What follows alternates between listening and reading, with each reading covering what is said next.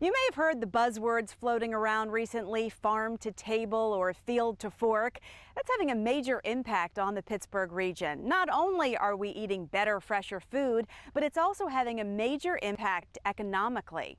Don Brinkle's family has been in the farming business for 70 years. 300 acres is a lot of hard work. Grow tomatoes and peppers, zucchini, yellow squash, cucumbers, pickles, eggplant, sweet corn, oh yeah. He'd often wondered how much longer this family legacy would last. But 6 years ago, a phone call changed everything. So what time do people start picking? 7 o'clock in the morning. Eaton Park Restaurant asked about getting fresh, local produce. It was awesome. I mean, you could be profitable, instead of, we farmed just because it was in our blood, but Now you can make a living. now you can make a living. And then plus another generation.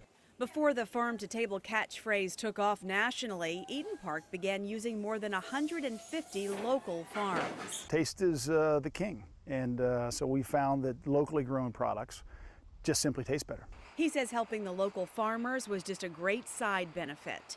The farm-to-table boost seems to be happening everywhere. In fact, the last U.S. Census shows nationally there are 4% fewer farms, but the overall agriculture profits are at all-time highs, going up 24% in just 5 years.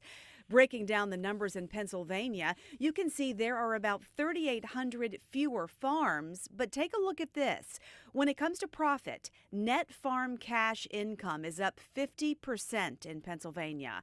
And the farm-to-table movement has become so significant, the U.S. Census is now collecting new numbers on products farms sell directly to restaurants. Those sales secured this farm's future, restaurants big and small making a difference. The Supper Club opened in the former Greensburg train station. And when planning the menu, the owners want diners to realize the food they see on the menu came from this area. So if we're getting it from 5 miles down the road or even, in our backyard, then it's gonna be allowed to get to the perfect ripeness, the peak of its flavor before it's taken off the vine or taken off the tree or pulled out of the ground. Just take a look at this. Smoked cheese, tomatoes, beets, and pepper jelly, all from Western Pennsylvania. Oh, that's good. Yeah, he does a really, really nice job with the cheeses. I've never had anything like that. Thanks. Don remembers how taking his produce to the Strip District was always a struggle. They didn't really care about local farmers. They cared about the big guys, the California and New Jersey guys, and they didn't like us local farmers at all. But now that is changing. It's more than a celebration of food. It's a celebration of the future. Try that. I'll have one with you.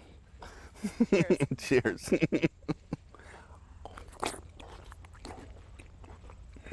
Wow.